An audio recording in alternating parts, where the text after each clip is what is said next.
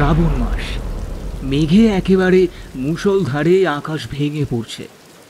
নদী নালা সব একেবারে পরিপূর্ণ। অতিষ্ঠ হয়ে উঠেছে গ্রামের সব লোকজন। পশ্চিমের মাঠে ধান চাষ হয়, আর বাকি জায়গাগুলোতে জলকর, মানে ওই মাছ চাষ। তবে এমন বৃষ্টিতে দুটোই একেবারে যাবো যাবো অবস্থা। গণেশ হাতে ছাতা নিয়ে তৈরি, একটু মাঠের দিকে যাবেও। পশ্চিমে ওই 1 বিঘে জমি মতো ধান চাষ, আর পূর্বে 3 বিঘে জমি মতো মাছ চাষ করে গণেশ। ধান আর মাছে মিলিয়ে গণেশের সংসার একেবারে দিব্যি চলে যায়। কই গো ভম্বলের মা, আছো নাকি গো? মরণ, যাবো কোথায় শুনি? চোখের মাথা খেয়েছে নাকি? বাইরে বৃষ্টিতে বের হতে পারছি না গো, আর উনি বলে কিনা বাড়িতে আছে নাকি গো।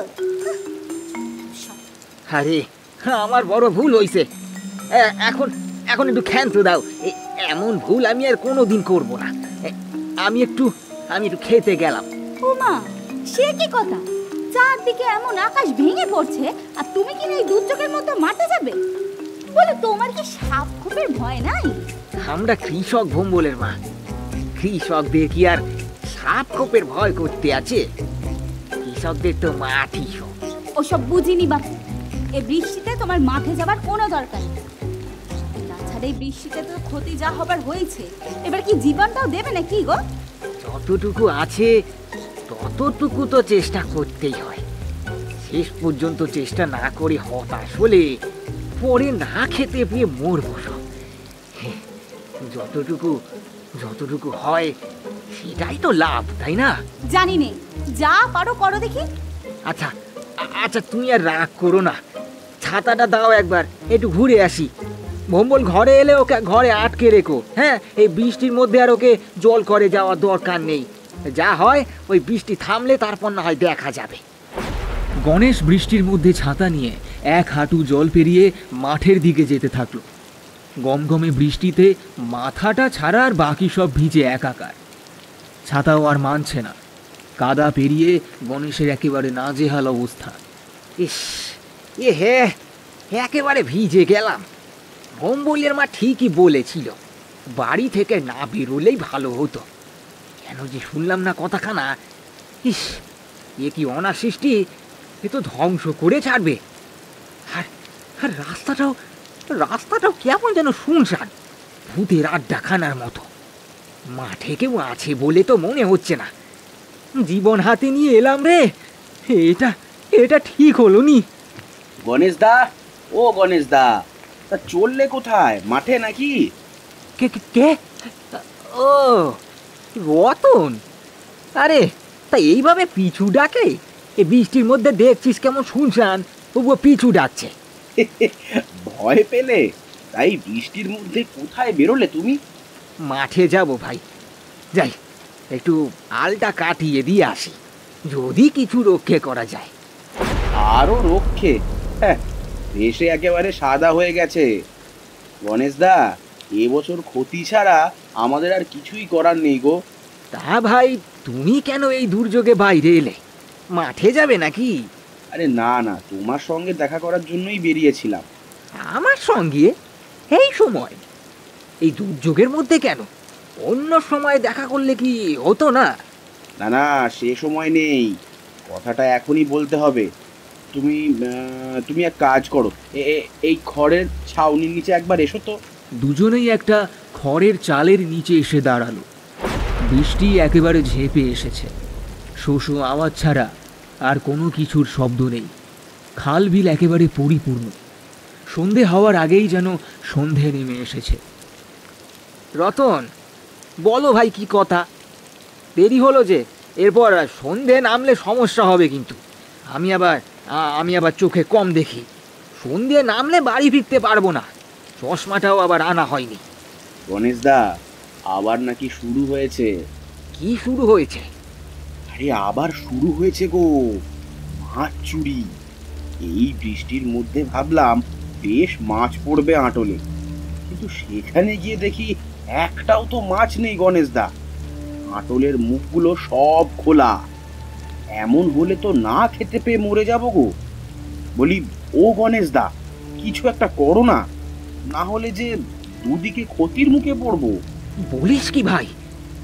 আবার শুরু হয়েছে? সেবার তো কালু করেছিল চুরি। এবার এবার তবে কে?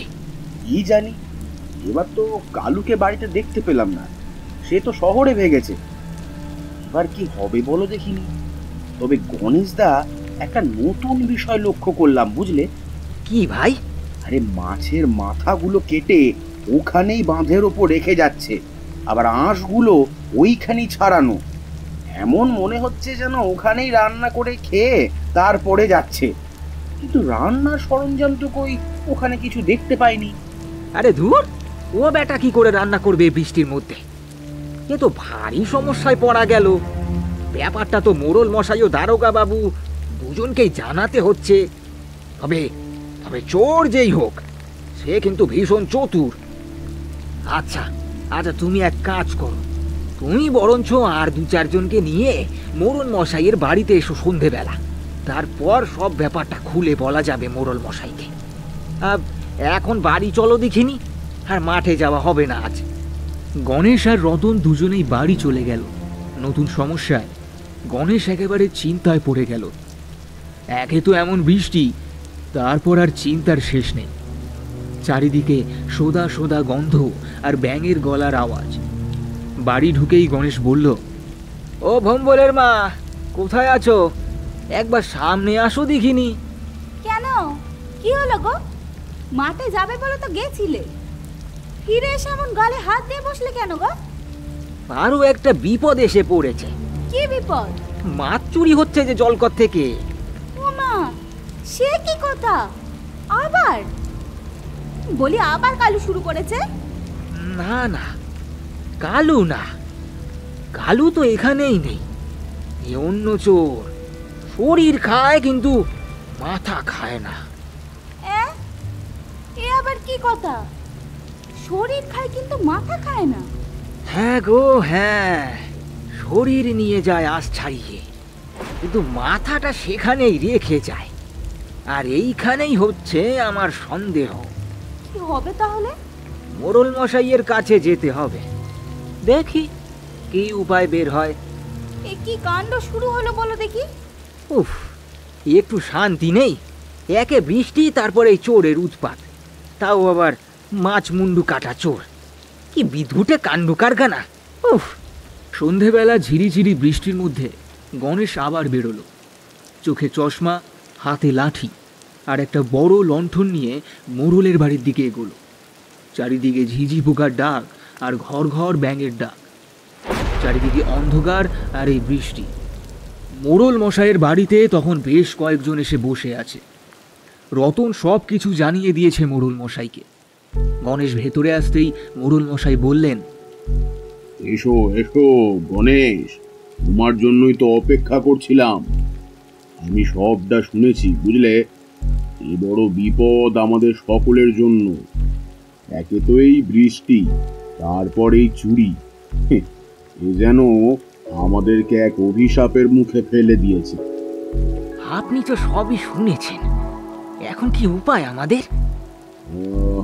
উপায় বলতে দারোগা বাবুকে আমি বলে দেব, আজ রাতে তোমরা বরঞ্চ একটু চৌকি দাও, দেখো কে হতে পারে। আলু তো নেই, দেখো তবে আবার কে এলো। এ বড় সমস্যা গণেশ বুঝলে। এমন কাণ্ড কোনো মানুষে করে বলে তো আমার মনে হয় না। তাহলে কি? আরে না না, আমি তা বলছি না, তবে হতেও তো পারে। ঠিক আছে, তবে আজ রাতে আমি যাব পাহারা দিতে। এখন সবাই উঠি, আমি আমি একটু পরেই তৈরি হয়ে আলাতে যাবক্ষণ। দেখি দেখি কোন বেটা মাছ চুরি করে। তবে সাবধানে যেও গণেশ, বলা তো যায় না কি নাকি এলো আবার। মোড়ল মশাইয়ের বাড়ি থেকে সবাই বেরিয়ে ফিস ফিস করতে করতে সবাই যে যার বাড়ি চলে গেল। গণেশও ফিরে এসেছে। বৃষ্টি পড়ছে, তবে দুপুরের মতো অত জোরে নয়। তবে নতুন সংযোজন হওয়ার উপদ্রব। কই গো, তুমি ফিরে এলে? তা মোড়ল মশাই কি বললো? বলল দেখছি, আর নিজেদেরকেই ধরতে হবে। সমস্যাটা যখন আমাদের, তখন সমস্যার সমাধানটাও আমাদেরই করতে হবে। আচ্ছা আচ্ছা শোনো, আমি আলায় যাব আজ, তুমি আমার খাবারটা বেঁধে দাও দেখিনি। বৃষ্টি একটু কম আছে, এই সময় বেরিয়ে যাই, এরপর জোরে এলে তখন আর যেতে পারবো নি। চোর ধরতে তুমি যাবে? ওই তো শরীর, বলি তুমি পারবে তো? এই এই এই এই হেয়ালি করো না তো, চোর কি ভূত সেটাই এখন দেখার। গণেশ খাবারটা গামছায় বেঁধে পিঠে ঝুলিয়ে হাতে একটা নোনা বাবলার ছাটা লাঠি নিয়ে আর কেরোসিন লণ্ঠনটা হাতে নিয়ে বৃষ্টির মধ্যে আবার বেরিয়ে গেল চোর ধরতে। গণেশ একটু ভয় পায়, তবে সাহস করে এগিয়ে যাওয়া তার যেন পুরনো অভ্যেস। অন্ধকারের মধ্যে ভরা খাল বিল নদী পেরিয়ে গণেশ চলতে থাকলো। জলকরের মাঝ বরাবর এসে আলার দরজাটা খুলে ভেতরে ঢুকেই গণেশ একটা দীর্ঘশ্বাস ছাড়ল। আহ, যেন শান্তি। এইবার শুধু চোরটাকে ঠিক মতো চিনতে পারলেই সব কষ্ট একেবারে লাঘব হবে আমার। বোঝাগুলো ওখানে রেখেই কিছুক্ষণ অপেক্ষা করতে থাকলো গণেশ। একটু বৃষ্টি বাড়তেই, না, রাতের খাবারটা খেয়েই না হয় অপেক্ষা করি। আগে দেখি কি রান্না হয়েছে। রান্না যদি জব্বর হয় তাহলে তো আর কোনো কথাই নেই। গণেশ খাবারের ঢাকাটা খুলে দেখে বড় বড় মাছের পেটি বেশ 2-3খানা তো হবেই, আর একখানা বড় মাছের মাথা। তা দেখেই তো গণেশের চক্ষু একেবারে চড়ক গাছ। আরে বাবা, এ ভম্বলের মা তো অনেক রান্না করেছে, এই বৃষ্টির মধ্যে বেশ জমে যাবে।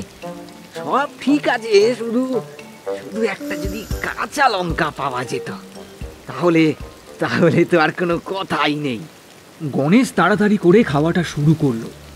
ঠিক সেই সময় খড়ের ছাউনি ও খড়ের ঘেরা দেওয়ালের মধ্যে দিয়ে একেবারে একটা লম্বা হাত নয় একটা পোড়ো হাত গণেশের ভাতের থালার সামনে এগিয়ে আসলো। গণেশ এক দৃষ্টিতে তাকিয়ে আছে সেই হাতটার দিকে।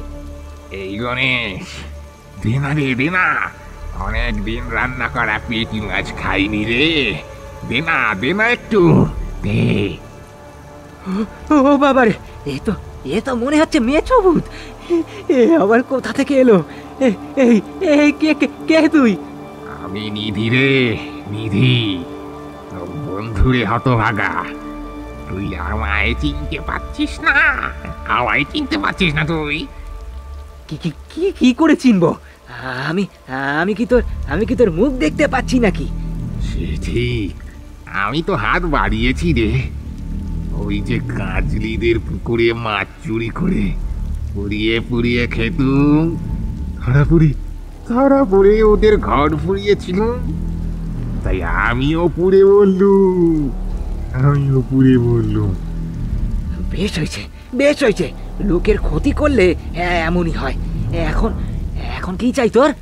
দে না এক টুকরো মাছ, খিদে পেয়েছে আমার।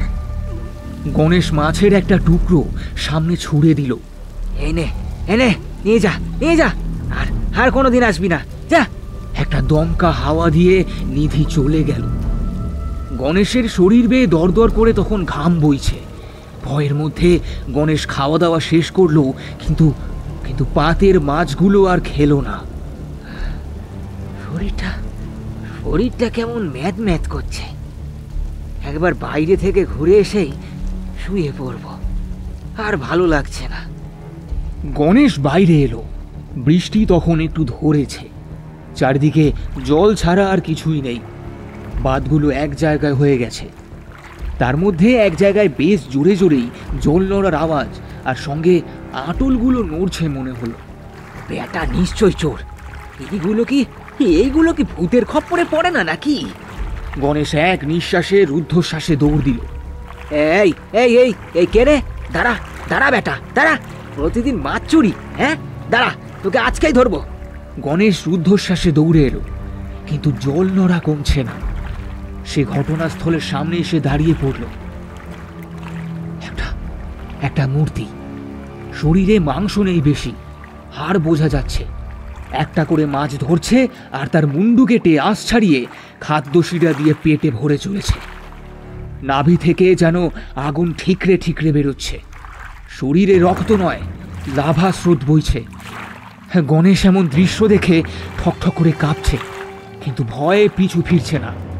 এই কে তুই? কে? হ্যাঁ, এভাবে এভাবে আমাদের ক্ষতি কেন করছিস? আমি নিধি রে, নিধি। একটু আগে মাছ খেলাম যে তোর কাছ থেকে, তোর জলকরের মাছ আর তোর বউয়ের হাতের রান্না। উফ, কি দারুণ, কি দারুণ। হয়েছে তোর? এবার এবার এখান থেকে ফিরে যা। যা হয়েছে অনেক হয়েছে। আর আর না, আর না। এ বলিস কি রে, খাবো কি করে? আমি আবার রক্ত টক্ত খেতে পারি নে বাবু। মাছের মাথাও রেখে দিয়েছি, ওইগুলো নিয়ে যাস। নিধি, এখান থেকে চলে যা। মানুষের ক্ষতি করিস নে, করিস নে। জীবিত অবস্থায় অনেক ক্ষতি করেছিস লোকের। মাছ চুরি করে, লোকের ধান চুরি করে, এমনকি এমনকি মানুষ হত্যাও করেছিস তুই। এখনো সেই একই। যা যা যা, তুই ফিরে যা। আবার আবার হত্যা করব যদি তুই আমায় বিরক্ত করিস। এখান থেকে ফিরে যা বলছি। বন্ধু বলে এখনো কিছু করিনি আমি তোর। আমার কথা চিন্তা করতে হবে না তোকে। তুই এখান থেকে না গেলে আমি তোর ব্যবস্থা করব। কি করবি? হ্যাঁ, কি করবি? আমায় মারবি? আমি তো আগেই মরে গেছি রে, আমি তো আগেই মরে গেছি। আমার হাতের এই লণ্ঠনটা দিয়ে আবার তোর মৃত্যু ঘটাবো নিধি, আবার তোর মৃত্যু ঘটাবো। এখান থেকে যা বলছি, এখনো বলছি, চলে যা। এই এই এই না না না না, আমার অভিশাপ আছে। ওই আগুনের আছেই আমার ধ্বংস হবে। এমন করিস নে, করিস নে। গণেশ আর কোনো কথা বাড়ালো না। হাতের লণ্ঠনটা নিয়ে নিধি মেছো ভূতের দিকে ছুঁড়ে মারল। নিধি জ্বলতে জ্বলতে হঠাৎ হাবার সঙ্গে একেবারে অদৃশ্য হয়ে গেল।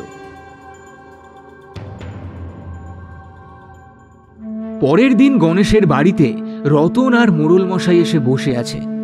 গণেশ বাড়ি ঢুকতেই রতন বলল, কাল চোর ধরলে গণেশদা? কি গো, রাতে কি হলো? চোর নয়, নিধি ছিল। নিধি? নিধি তো মারা গেছে, সে তো প্রায় 1 বছর হয়ে গেল। হ্যাঁ, ও বেটাই মরে গিয়ে মেচো ভূত হয়েছে। বেঁচে থাকতেও তো খালি এইখানের মাছ ওইখানের মাছ চুরি করত। তবে আর কোনোদিনও এই গ্রামে ফিরে আসবে না। তারপর থেকে ওই গ্রামে আর কোনোদিন মাছ চুরি হয়নি। আর নিধি মেছো ভূত, সেও আর কোনোদিনও আসেনি।